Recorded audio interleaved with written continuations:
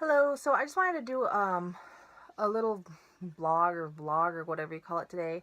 Um just something that inspired me. I just wanted to kind of talk about it because I know a lot of people these days are, and I see this on like YouTube videos, my Facebook feed, like everybody, just people, I guess when you get older, or some people want to do this when they're really young, but as you get older, you don't want to be alone, or you admire people who have been married or in relationships and you're like hashtag forever single or whatever. But I just want to kind of talk about my personal experience. I really feel for the people that have to date, because I've seen a lot of like worst date nightmares, like videos for Tinder or Plenty of Fish, and they just sound absolutely horrible.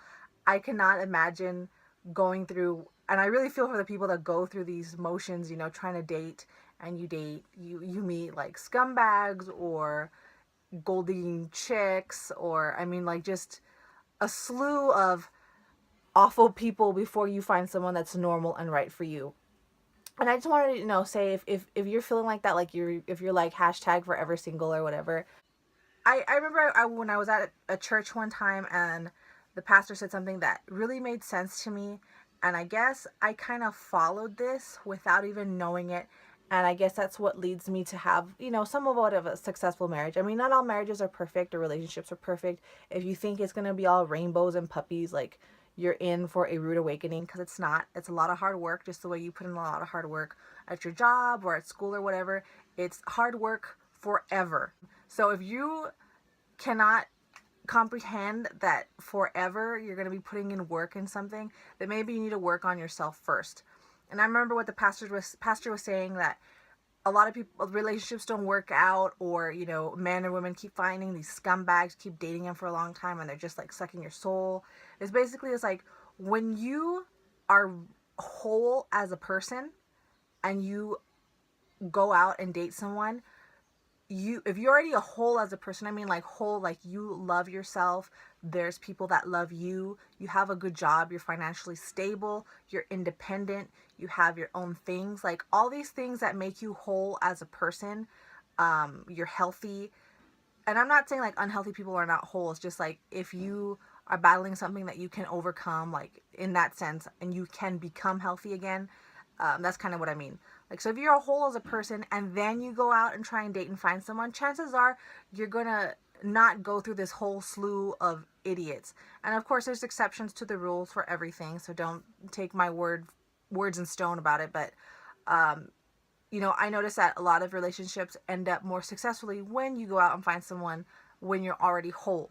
Now, if you think finding a man or a woman is going to make your life better when your life is shitty right now, your relationship is more than likely not going to work out, because you are not whole. You have a void, and it needs to be filled not by a man or a woman or whoever you're going to date or think that's going to save you. It has to be filled by you. It has to be filled if you have a good job. Try and make yourself whole, and then when you're like, I have everything going for me in the world, I think I should try and start dating. Because when you have self love and confidence in yourself, you're not going to have really low standards, and you're not going to go after people that, are not in the same, I want to say, league as you, whether it's emotionally, mentally, financially, even though financially may not be it. But, it has a lot to do with similar things in that cluster. Now, let me go and talk about people who are maybe the exception to the rules, which I think is myself. I started dating my husband the day after. Now, I'm going to say I met him the day after I turned 16. It was 420, and yes, I was like a mad pothead when I was a teenager. Like, yeah. Like a lot of teenagers, you do a lot of really bad things. Um, so yeah, so I met my husband at a 420 party. I had just turned 16 like the day before, and I really don't, to this day I really don't remember, because I was pretty drunk that day, but I do remember slightly meeting him and talking to him at that party. Like, like you have like those in and out memories because you're so wasted. But I remember the next week, when I was at school, this girl came up to me and she's like, hey, this guy wants your number. And I was like, who? And she's like, oh, it's this guy Andrew. And I was like, is he the one with the blue hair and the lip rings? And she's like, yeah. And I was like, oh, okay, sure, he can have my number.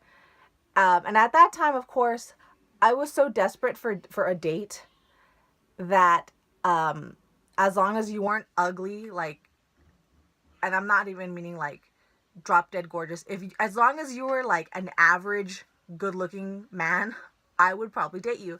So um, so yeah, I went on a date with him the next following week, and we kissed on that first date. And I've been with him together ever since. This coming March, we're going to be celebrating our 10th year anniversary. I'm only 30, okay? We've been married for almost 10 years, and we've been together obviously longer than that. Oh, God damn. That 14 years? Ooh, that's a long time, ladies and gentlemen. But, and I always think about and look back at this. How did how did we make this relationship last for so long? Because really, I think he was really my only first boyfriend. I had other boyfriends like in high school, like, you know, you go out, which, you know, most of the time we never went out anywhere. It's like we were carless little children. But, you know, uh, it was just weird. Like, so I think about it and I think, well, even though I was really young and stupid, I thought I had a lot of stuff going for me. You know, I had really good grades. I had goals in life I wanted to achieve. I knew what I wanted to be when I grew up. Um, you know, I just, even though I had a low self-esteem, like, I still had a confidence about me. Like, I knew I was smart and I could do whatever I wanted to do if I put my mind to it. I had my own car. My mom had bought me a car. So I was fairly independent, and I never felt a void in my life. So I think when I met my husband, and even though I was desperate for dates because I always thought, I mean, I don't know, had low self-esteem. I was like, fuck, I'm so ugly. Like nobody wants to date me. But I don't know. I think that was just my own insecurities because I don't know. Later on, you find out otherwise. But, you know, so I met him and we just dated for a really long time. And I don't even know to this day how much we have in common, except for the fact that maybe we're drawn together because we both found each other attractive, and we were both musicians at the time. I played the guitar really well at that age, so we had that in common. And I think just more personality trait wise, rather than we have these things in common, um, we're just like very independent people. We're very opinionated. We're very stubborn. So those things kind of helped us along. And then the fact that we ended up just falling in love with each other, and it just helped in that sense. And I don't think in his life he had a void either that he was trying to fill, like, oh, if I only had a girlfriend, my life would be better. And even though I did kind of think about, oh, if I had a boyfriend, my life would be better, it wasn't something that I was obsessed with. I was perfectly fine being single, if it had to be forever. Like, I didn't care. Like, you know, like, I'm not the type of person that if I can't find someone to go out with or go shopping with, like, oh my god, I can't go out, like, what am I doing? Like, you know, I've gone to karaoke bars by myself. I've gone shopping by myself. I've gone to movies by myself. I've gone to concerts by myself.